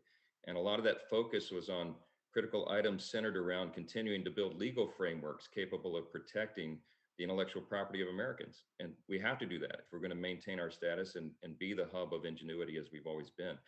The Copyright Office's effectiveness plays a big role in that, of course, protecting America's status in that way. And laws such as the Music Modernization Act take similar steps to achieve that much larger end. So with that, Director Perlmutter, I just wanted to ask you about the status of the Music Licensing Collective, that database in terms of its completeness to date, its accuracy, accessibility, usability. What would you say about that? Well, we're still at early days. Of course, the new license only went into effect on January 1st. The MLC has started to operate and to administer the blanket license and just made its first distribution just a few weeks ago. We are monitoring the progress. We are looking at how the system is going to operate. Of course, in 5 years, we will be called upon to make a decision again about whether to redesignate the MLC. So there's that ongoing review process, and we're open to receiving comments from users of the system all along. And we've established a few regulations regarding what the MLC has to disclose and make available in its reports. So it's still an ongoing process, but agree with you completely that it's critical that that database be as accurate and reliable as possible. And that is the goal of the legislation, of course. Well, I'm glad to hear that you're engaging directly with the MLC. And we did have one question about that database. It's currently limited to information about mechanical rights, as you know. So some of the discussion has been, should we or could we improve the database to include information about performing rights organizations as well? And then the next question is, does the MMA, the act itself, provide sufficient authority to do that? Do you have thoughts on that issue? Yeah, that's a good question. It's my understanding that there have been some discussions along that line, but I don't think it's happened. And I'd be happy to get back to you with more information. Well, that'd be great, because I think we all agree it's an important tool, and we do want to fine tune that and make it as useful and effective as possible. So we'd appreciate your input on that. And Mr. Chairman, with that, I'll yield back the remainder of my time. Gentleman yields back. Ms. Jayapal. Thank you, Mr. Chairman. Director Perlmutter, thank you so much for being with us. Your office is very, very important in my 7th District of Washington, home to the rich history of the Seattle music scene and musicians like Jimi Hendrix, Ernestine Anderson, Nirvana, Bing Crosby, Sir Mix-a-Lot, Pearl Jam, Brandi Carlile, Shabazz Palaces, and so many more, as well as nearly 17,000 people directly employed by the music industry, most of whom earn their money playing gigs, teaching music, and recording music. The Copyright Office's report on Section 512 affirmed what musicians and songwriters have known for years, which is that the current system has been failing music creators and those of us that love music and the musicians in our communities. Now, because of the pandemic, these creators are even more reliant than ever on online revenue streams. Can you speak to what the Copyright Office has done to respond to the needs of creators during the pandemic? Yes, it's been an interesting time, and we've spent a lot of time making sure that we are being as responsive as we possibly can. So we've certainly, among other things, used the flexibilities given to us in the CARES Act to give relief for certain deadlines where people might have difficulty pulling together the material they needed. We've used the flexibilities to modify procedural requirements so that they can deposit electronic copies rather than physical copies during the pandemic. There have been a number of, and we keep looking at ways that we might need to adjust as we get information from people. And I've been extending the flexibilities and will continue to do so until such time as it's clear they're no longer needed. So we're Great. certainly trying to do things to help. I really appreciate that. And I wanted to pick up on something that Representative Deutsch was starting to focus on. And that is, some of these small independent artists, like the musicians in my district, they really do face very different challenges than what a large copyright owner like Universal Music Group or Sony Music faces. They lack the resources, these smaller independent songwriters lack the resources to track infringements on the internet because it's so big. Even when a takedown notice is sent, the material can pop right back up again on the very same platform, with the burden on the musicians to track themselves. And in the 2 decades since Congress passed the DMCA, large companies like YouTube have developed their own infringement detection tools that they make available to larger companies, but not always or consistently to independent musicians or other small creators. What is your office doing to help ensure that these small creators have access to some of the voluntary tools that larger creators have access to on YouTube or other large platforms? Yes, that's a good question and a real concern. We certainly, one of the things we are doing on a regular basis on all issues is trying to reach out and provide good educational materials and be available to answer questions. But absolutely, one of the tensions is that it is technology that will enable a lot better use of the system from everyone's perspective, including for small creators who find it difficult to scour the entire internet on a regular basis.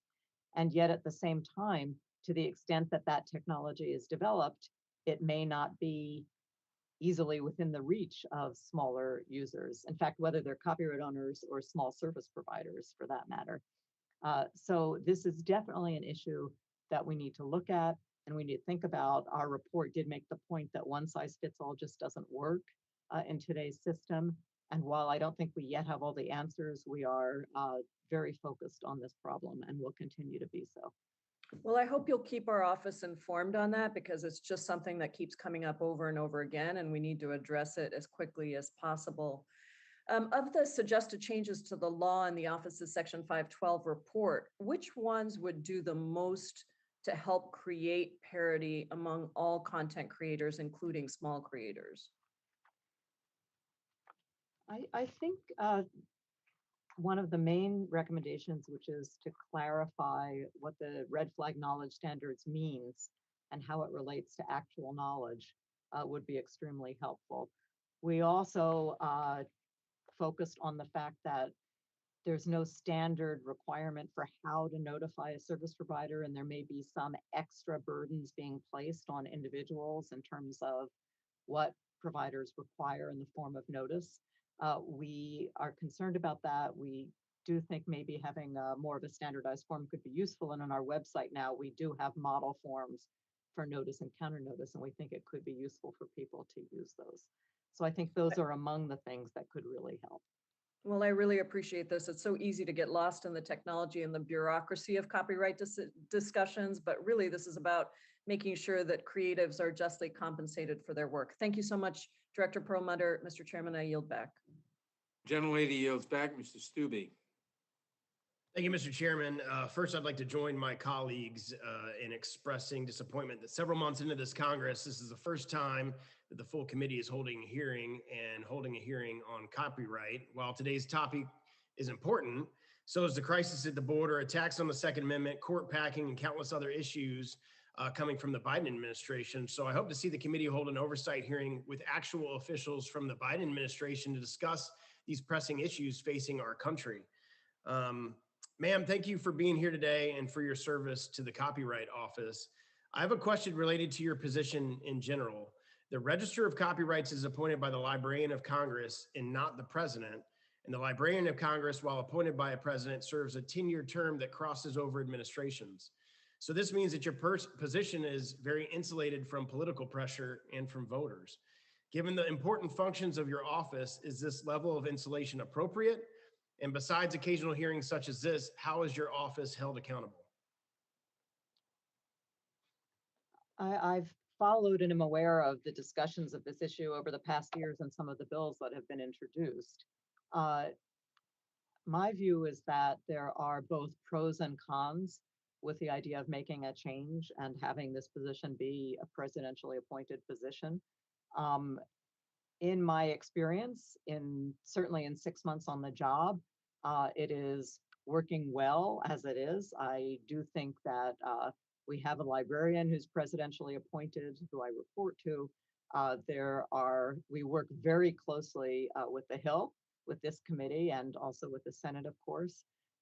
And we work closely with other agencies in the executive branch that are focused on IP policy issues. We report regularly, including an annual report to Congress. I believe there are plenty of opportunities to make sure that there's adequate oversight, but to the extent that there was a perception of a problem, of course, that is always something to discuss. It has to be borne in mind that any change will come with both positives and negatives that would need to be thoroughly considered. It's my understanding that very few make use of the counter notice provisions of Section 512 of the Digital Millennium Copyright Act.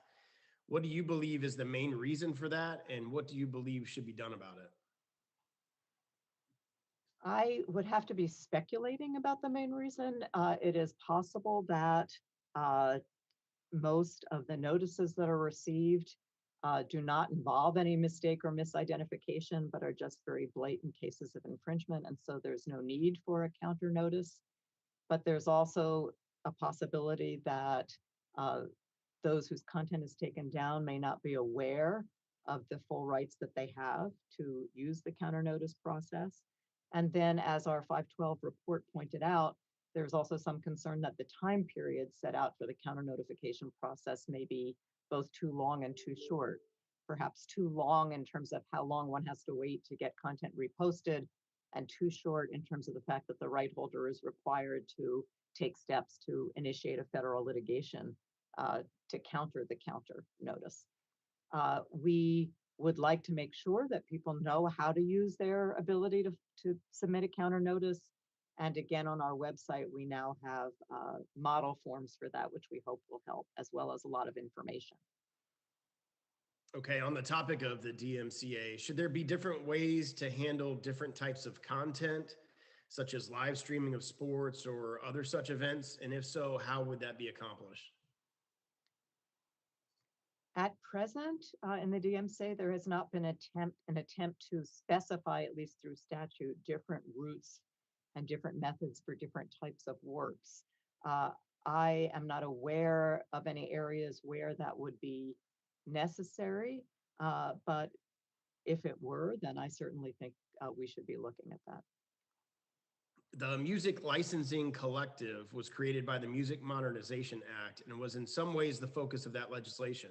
How's your office making sure that the MLC exercises fiscal responsibility with respect to the royalties it collects and distributes, both matched and unclaimed?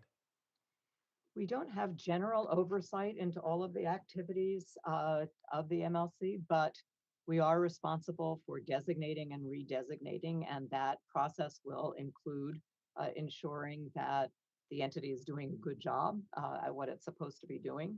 So we are accepting comments, and we will be looking at that, as well as, of course, our work in generally setting out regulations governing how it operates and how it reports.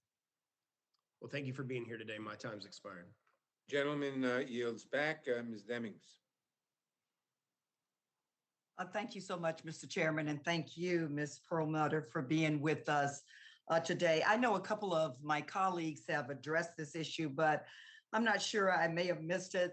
Some of the questions dealt with the approaches that we are taking to address foreign online infringement, but I would like to know if there are any international approaches that translate well. And I know Ms. Jackson asked a similar question, and I know we're monitoring, but have you identified any international approaches that translates well to the US copyright system?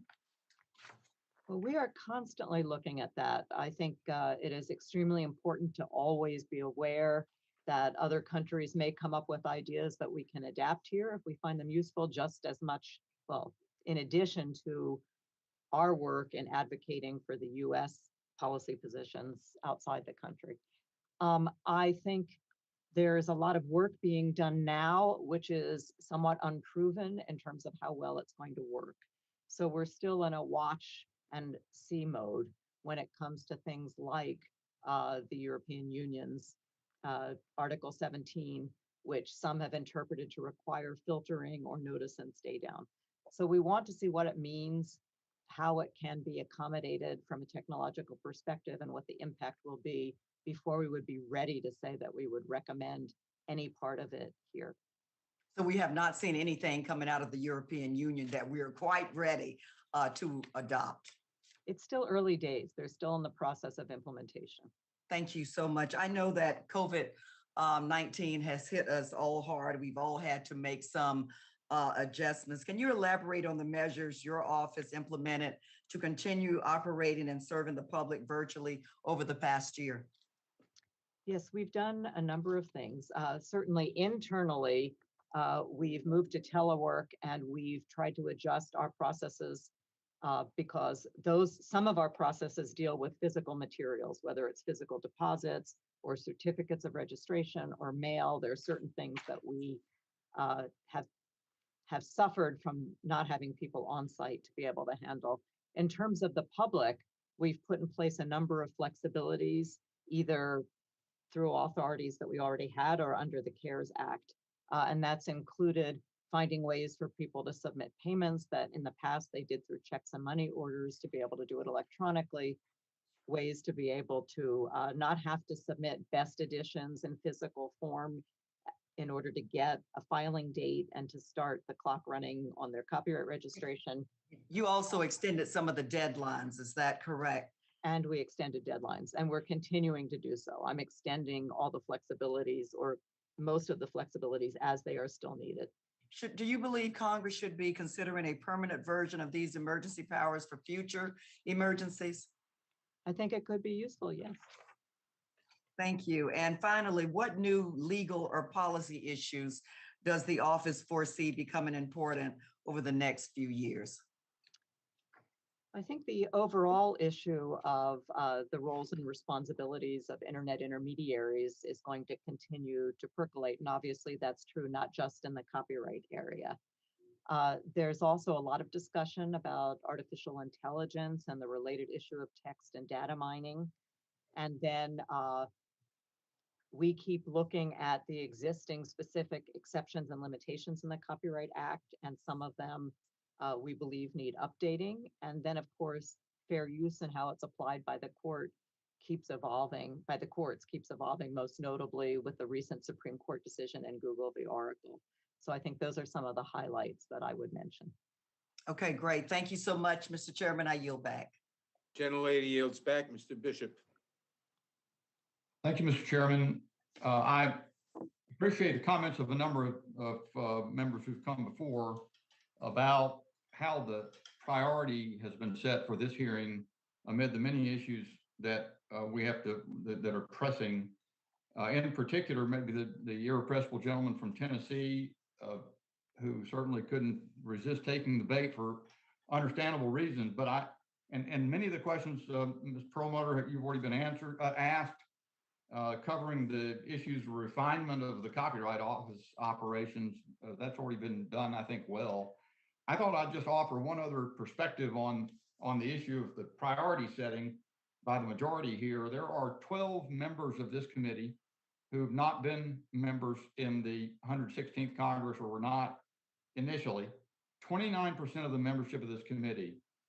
And here are is a list that I can think of as I sat here of major pieces of legislation within the jurisdiction of this committee that have run on the floor this year without ever having a committee hearing to address them.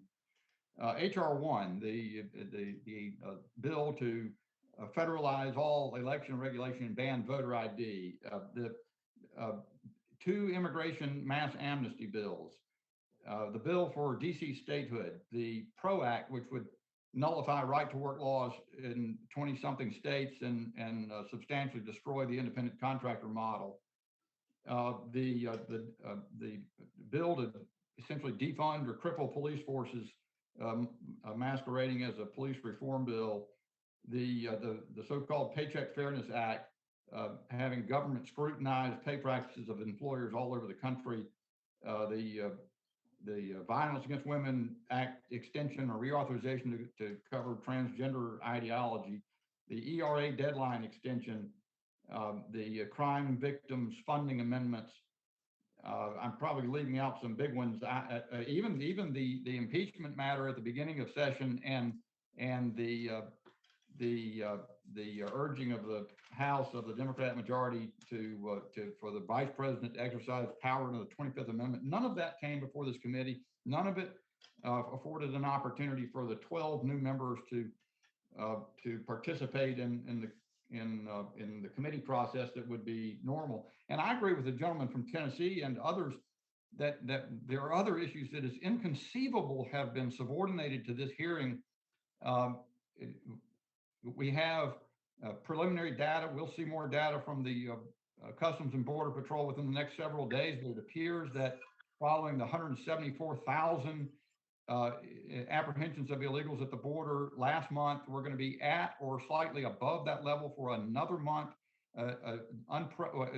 having no precedent within the past 20 years.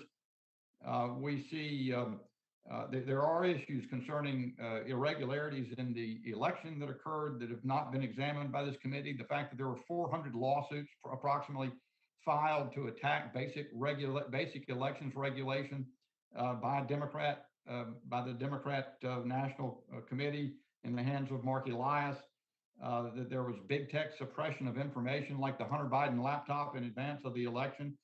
We haven't even had a hearing to address the court packing scheme Democrats have rolled out. It's just astonishing that the priorities that are set here by the majority are, in terms of the hearing time of this committee, are a reflection on the regard that the majority has for the functioning of this committee and its role in this Congress. The American people should take note, and I yield back. The gentleman yields back. Ms. Scanlon.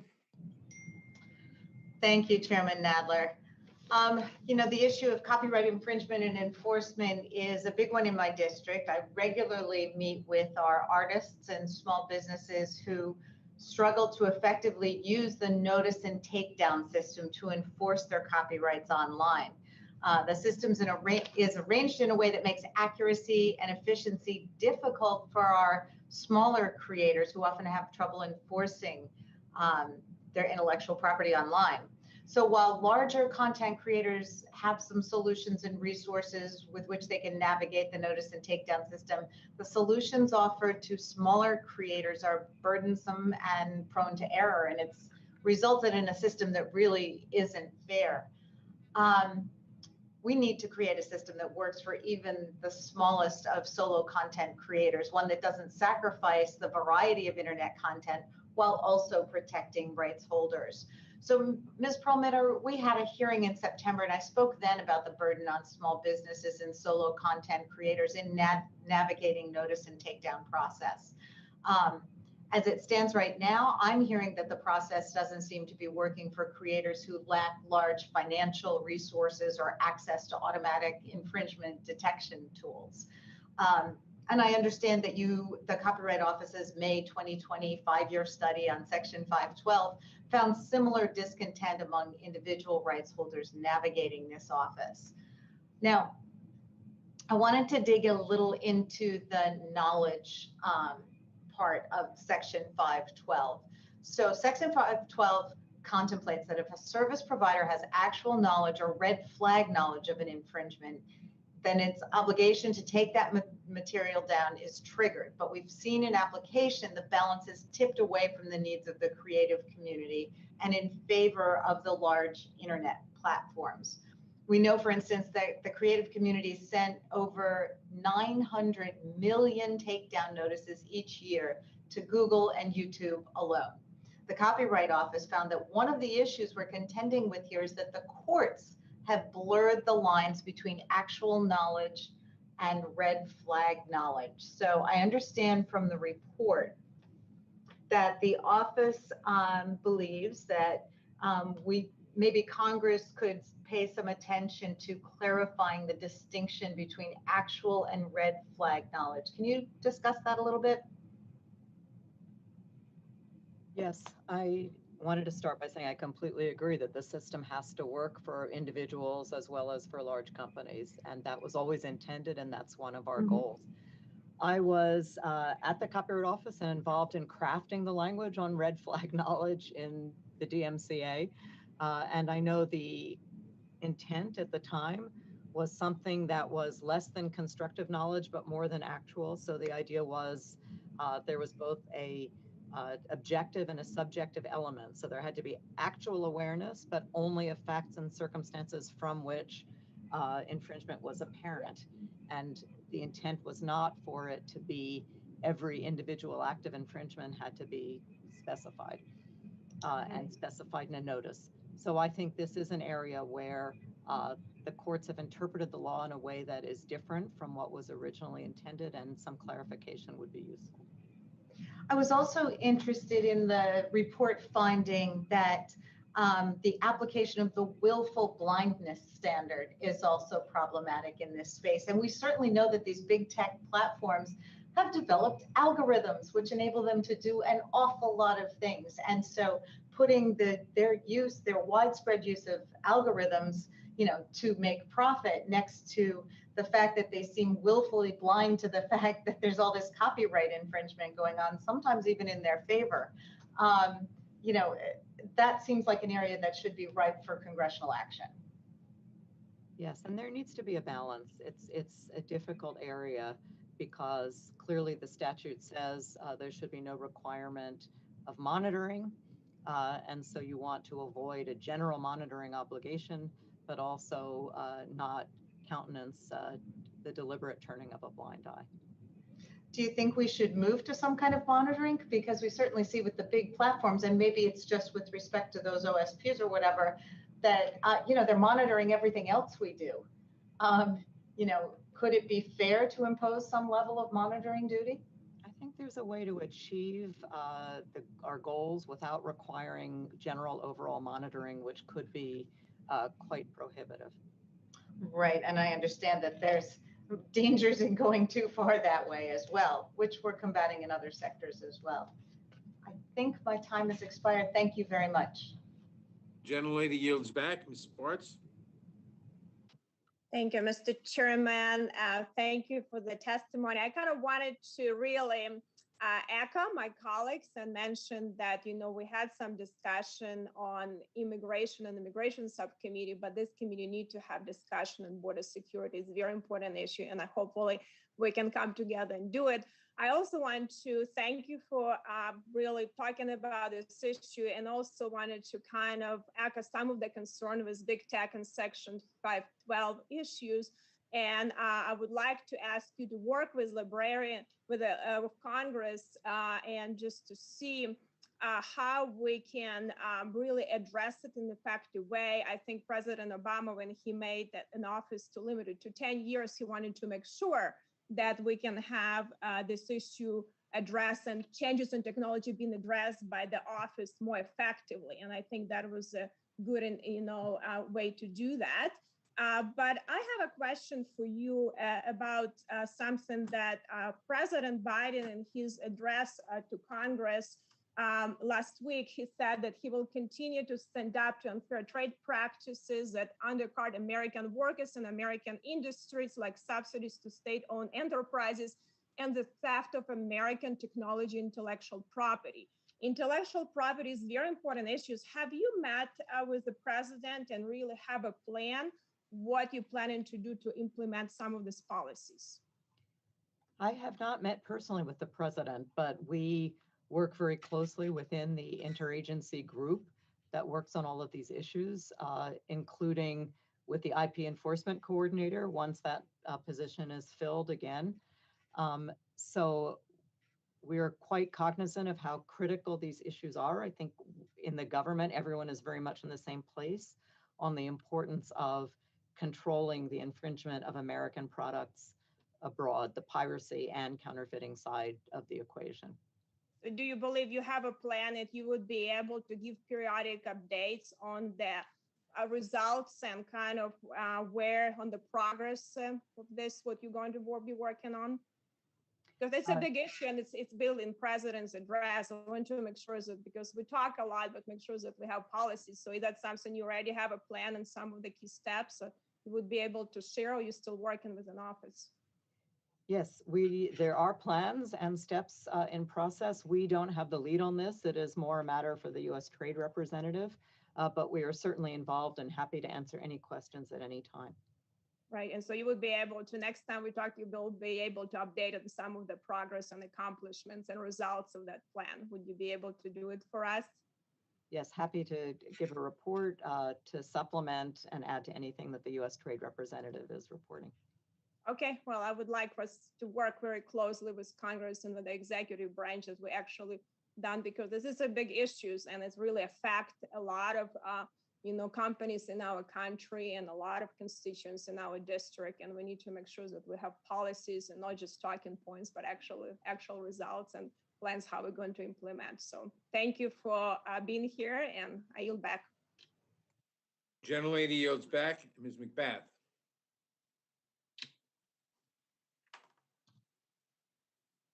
Thank you so much, Chairman. And thank you so very much, Director Perlmutter, for being with us this morning. We really appreciate your testimony. And I'm glad that we've actually had this opportunity to discuss how we can continue to promote the arts and make sure that we're really thinking very carefully about how we protect the rights of our musicians and our writers, our visual artists, and other creators. And this is no easy feat in our modern technological era. In which we must also be really thoughtful about how information, music, art, and our very culture is shared. And something that I don't think was really kind of touched upon today, and I've been also trying to be on another hearing as well, but like I'd like to talk a little bit about what's been happening under COVID. Like many of our workplaces, you know, the Copyright Office had to adapt to the COVID-19 pandemic, including the need for telework, which now, of course, all of us have been teleworking, and then also the use of temporary extensions of deadlines and allowing for more electronic submissions. So what has the office learned from these adaptations? And for example, could more processes be moved to electronic submissions? That's an excellent question, and one that I'm spending a lot of time thinking about. I think some of our processes, we will be able to take advantage of what we learned and move to more electronic submissions. And in some ways, the experience in this year of the pandemic has enabled us to speed up what was already in process and what was already planned in that respect. So I think that will all be to the good. So the question is just in those areas where we can't do things fully electronically, how we make it more efficient and more effective. And then a lot of our processes that were paper-based in the past, we're really quite rapidly moving to electronic systems, like in particular the recordation system, which was purely, almost entirely paper-based until now. So there's a lot of new developments. And in terms of the workforce, we've been able to be quite productive teleworking. We now have about a quarter of our staff coming on site at least part-time because of the physical needs of the job. But I am sure we are going to end up doing more telework and relying more on those abilities, both in terms of day-to-day work and in terms of events and outreach and programming than we have done in the past. So thank you for that. And the Music Modernization Act directed the Copyright Office in consultation with the Government Accountability Office to conduct a study to recommend the best practices for the mechanical licensing collective to implement for identifying and locating copyright owners that have unclaimed royalties, for encouraging copyright owners to claim the royalties and for reducing the incidence of unclaimed royalties. And I've spoken to many, I live here in Georgia, so I've spoken to many individuals that have kind of posed that same problem to me. When will this study be completed? And what have you learned so far about how we can make sure that royalties get to the musicians who've actually worked really hard to earn them? It's a very important study, and we've heard a lot of ideas from a lot of different sources. We have held hearings and roundtables and gathered a lot of information in written form as well.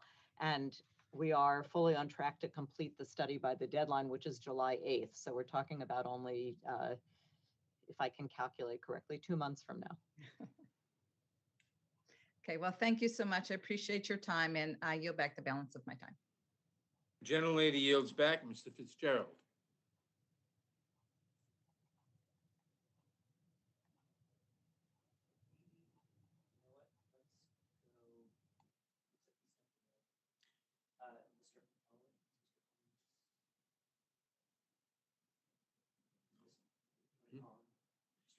It looks like Mr. Fitzgerald stepped away, so we'll go to Mr. Owens.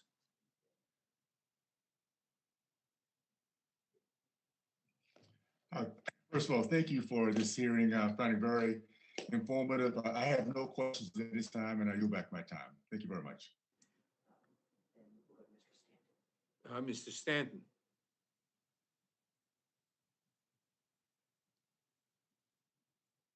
Thank you very much, Mr. Chairman, for holding this important hearing. Can you hear me okay? Excellent. Yes, we can. All right, and thank you, Director Perlmutter, for the outstanding information. I wanted to direct my questions to issues as it relates to the CASE Act and making the Copyright Office more accessible to small and medium-sized copyright owners. You may have addressed a little bit earlier I do want to reiterate the December 27th, 2021 date for getting the copyright up and running. How's that going? It's going well. It's a short deadline for getting a lot of work done, but we are operating on firing on all cylinders at the moment. So we're working on the regulatory side. We've issued a notice asking for comment on how the regulation should be drafted and what issues they should address. And then we will be issuing draft regulations based on those comments for further comment. We are deep into the hiring process for the 3 judges, and we are engaged in developing the technology that they will need for case management and for conducting remote hearings. So things are moving along. Our hope and our plan is to have it done by the end of December. I know the statute gives me a little bit of flexibility if needed, but we are certainly hoping not to need that flexibility. That's great. Well, we are excited to get that board up and running as soon as possible to make the system as accessible as possible for less sophisticated actors, those not represented by counsel. Maybe you can go a little more detail. How do you plan to make the Copyright Claims Board accessible to members of the public who are not as sophisticated in copyright law and not represented by counsel? Yeah, that's a very equally important to all the work setting it up is the work in making sure that people know about it and know how to use it or choose not to use it. So we have already set up a website, a dedicated website with information about the CCB and Q&A, and we'll be updating that as the regulations start to take form and the processes and structure start to take form. We're doing a lot of outreach with different groups and organizations, and we're making sure that it is as all of these processes are as understandable and clear and usable as they possibly can be. And that includes both for people who have claims they want to bring, people who have who maybe want a declaration of non-infringement before they start some sort of activity, and for people who have claims about misrepresentations under the DMCA notice and takedown system. And we also need to make sure that people know not only that they can bring claims, but for respondents that they know what the costs and benefits are of deciding to opt out and how they can do it. One of the innovative things about the CASE Act was the provisions allowing for representation by law students, not members of the bar, members of the bar. I think that's a great advancement, and it'll help some of the claimants, and it helped the law students themselves as they prepare for legal careers in this important area. How is the office planning to work with law schools to help begin this process, to help begin the facilitation of law student representation? We have a lot of good connections with law schools around the country. We partner with them on a lot of different issues. So I'm sure we're going to be using those connections. And of course, the more people we can get who can help, those who want to use the CCB, the better. So this will be also a focus of attention. Okay, we really appreciate that. You know, when I was a law student, I had a chance to work at the Child Advocacy Law Clinic and represent children, termination of parental rights here. It was great training for a legal career. So I'm excited that that was included in the CASE Act. And so we are really looking forward to working closely with you to get that claims board up and running, and anything you need from us here in Congress to make the claims board successful, please let us know. And that, Mr. Chairman, I yield back.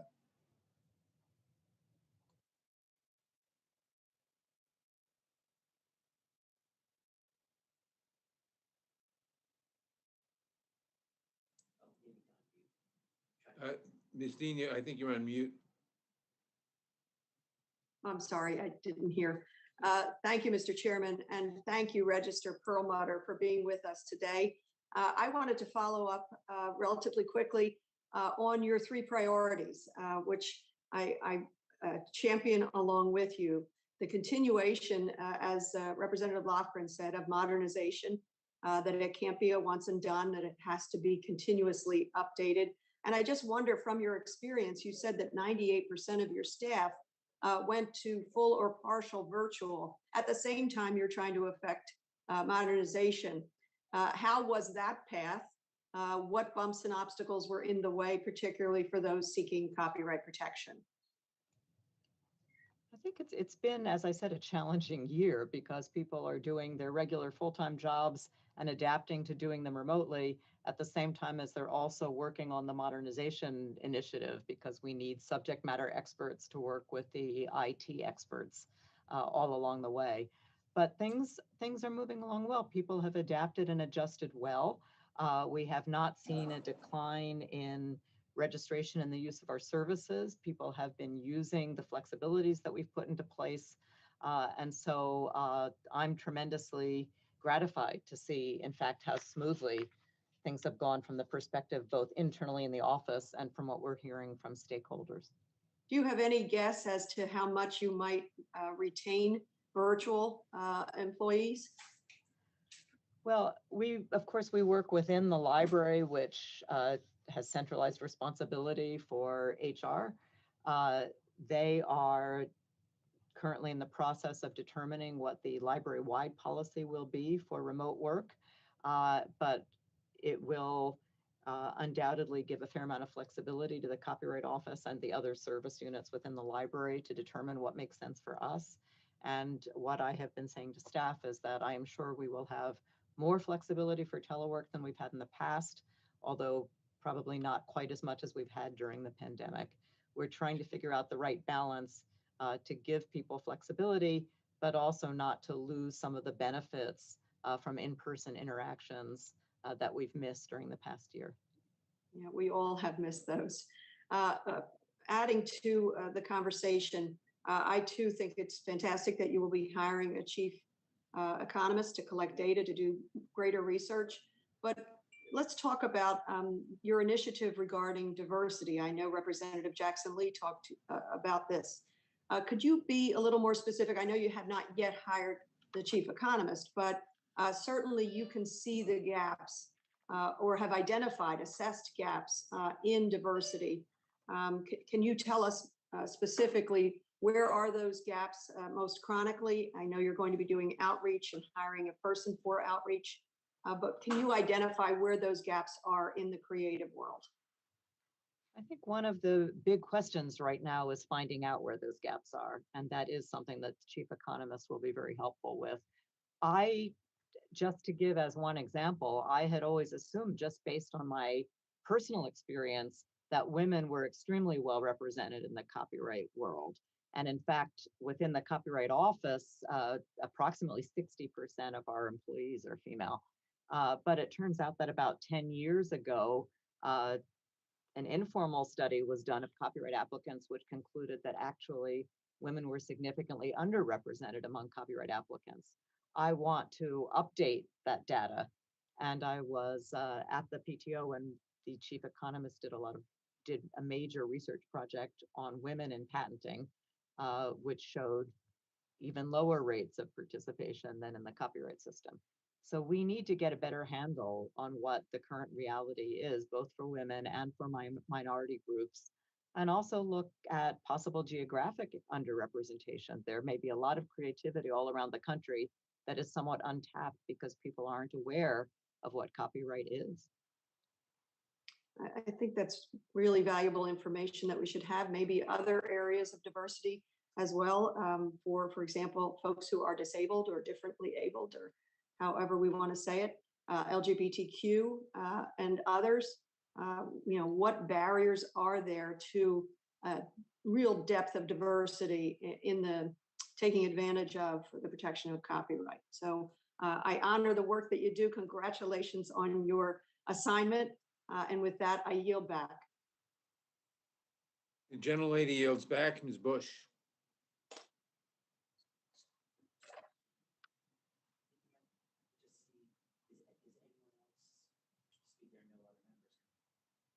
Does anyone else wish to speak? There seem to be no other members currently. Does anyone else seek recognition? Well, see anybody? Well, in that case, this concludes today's hearing. We thank Ms. Perlmutter for participating. Without objection, all members will have 5 legislative days to submit additional written questions for the witness or additional materials for the record. Without objection, the hearing is adjourned.